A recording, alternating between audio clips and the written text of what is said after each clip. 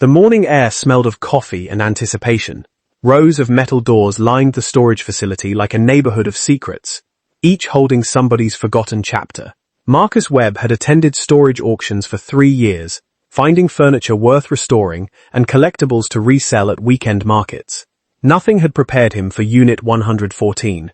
He almost skipped that Saturday. His daughter had a soccer playoff at noon, and his wife, Denise, offered the particular look, supportive but skeptical of his box-opening hobby. He kissed her cheek, promised to be back before halftime, tucked a thermos under his arm, and drove 40 minutes to Sunrise Storage on the edge of Cloverfield. About 30 bidders filled the gravel lot. Marcus recognized most.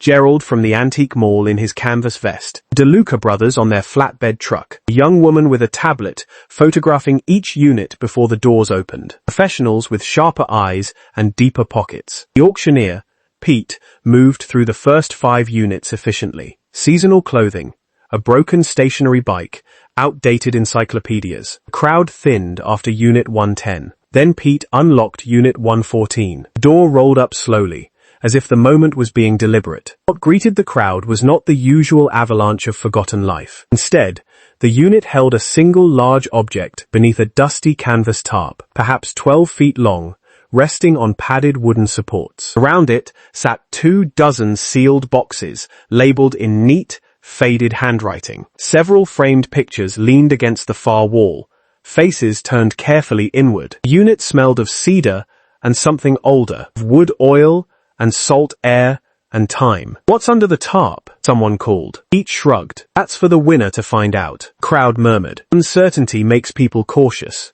Gerald started at 20, but stepped back at 35. The woman with the tablet shook her head. $40, Marcus said. Laughter moved through the crowd, warm and amused, like watching a friend order the mystery special at a diner. Pete swept the lot with professional calm. 40 going once, 40 going twice. He tapped his clipboard. Sold to the gentleman in the blue jacket. Marcus paid cash and waited for the crowd to clear. Then he gripped the canvas with both hands and pulled it back in one smooth motion.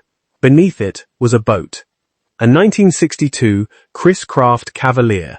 20 feet of hand-laid mahogany and polished chrome. The hull glowed amber and gold beneath its thin coat of dust. Original brass fittings wore their warm patina. White leather upholstery, cracked only slightly at the seams, had been covered by a second tarp secured with care. Moisture-absorbing packets lined the interior at intervals. No rot, no warping. This vessel had been maintained by someone who understood that beautiful things require faithful attention. Marcus pressed his palm against the gunnel and felt something he could not name. A quality of halt, a conversation between grain and hand. He was not a boat person. He had grown up 2 states inland. He knew craft. In that quiet unit, with morning light arriving in a diagonal stripe across the hull, he understood he was looking at something deeply and sincerely loved. The first box held maintenance logs, 47 composition notebooks in blue ink, stretching from April 1963 through June 2019. The vessel had belonged to Theodore Ashmore of Lake Callaway, who acquired it at 31, the summer after his wedding, and documented every oil change, every revarnishing, every inspection across 56 years. In the margins he had left small notes. A daughter born in 1967, a fishing trip with his son-in-law in 1988, a grandchild's first time at the helm in 2001, described as the finest morning in recent memory. A quiet note in 2015, took her out alone today, thought about everything. The final entry was dated June 14, 2019. Couldn't take her home today. Hope she goes to someone who loves water. Marcus sat on an overturned crate and read that sentence 3 times. The second box held framed photographs wrapped in tissue. Theodore at the helm in 1971, tanned and laughing. Theodore and a woman in a wide-brimmed sun hat, whose expression said she found boating charming, in a way she would never fully admit. 3 generations on a dock in the late 90s, squinting into the same gold afternoon light. A sealed envelope in the third box held a letter from Eleanor, Theodore's daughter. Her father had passed in December 2019 at 87, peaceful and surrounded by family. Eleanor had arranged storage while the estate settled, fully intending to retrieve the boat within months. But her husband accepted a position abroad, the estate grew complicated, and the automatic payments had finally run dry. At the bottom, she had written an email address. If you find this, please reach out. I would love to know where she ends up. Marcus photographed the letter. Then he called his wife. Niece arrived 35 minutes later, still in her jacket from the game. Her daughter's team had won in overtime, announced before she had fully stepped from the car. She walked into the unit and was silent for a full minute. Marcus, she said. I know, he said. We don't have a lake. I know. She turned with an expression balanced between bewilderment and delight. How much did you pay? $40. She laughed, the genuine, open kind he loved. She ran her hands along the mahogany gunnel. It's extraordinary. His name was Theodore, Marcus said, and he told her everything. That evening Marcus emailed Eleanor, preparing himself for silence. He described the boat and its condition, attached photographs of the hull, the brass fittings, the notebooks, and the family pictures, and transcribed the final log entry word for word. He included a proposal. His neighbor Sam had spent 30 years restoring wooden watercraft and had an empty workshop. Marcus would fund the full restoration. When complete, the boat was Eleanor's. No transaction, no conditions. Eleanor replied at 2 a.m. her time in 3 sentences. She had thought about her father's boat every year for 5 years, told herself it was probably beyond recovery, and then, yes, yes please, 1,000 times yes. The restoration across the following 8 months became something larger than a project. Sam arrived the morning Marcus called, walked around the boat in silence for 20 minutes, then said in the flat, certain tone of a man who knows what he is looking at, that with proper materials and time he could return something extraordinary. Marcus gave him the budget and stepped back. Sam's workshop became a neighborhood gathering place. Marcus appeared Saturday mornings with coffee.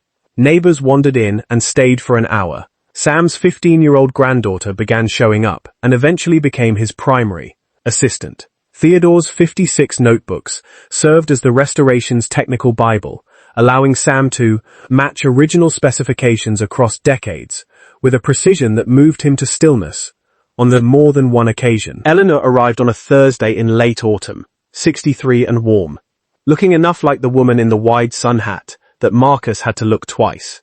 She stood in Sam's driveway before the finished boat, every plank resealed, every brass piece polished, the engine turning over with steady authority, and was entirely still for a long time. He would have wept, she said finally. The good kind. She stayed a week, had dinner with Marcus and Denise 3 evenings, and brought photographs from her own collection. One showed Theodore in 1962, in a marina holding champagne against a brand new Chris-Craft Cavalier, grinning with the particular joy of someone at the beginning of something long and good. Sam framed it and asked to keep it on his workshop wall. Eleanor said she would be honored. On her last morning, she asked Marcus why he had done it. The boat was worth far more restored. He could have sold it, and no one would have thought less of him.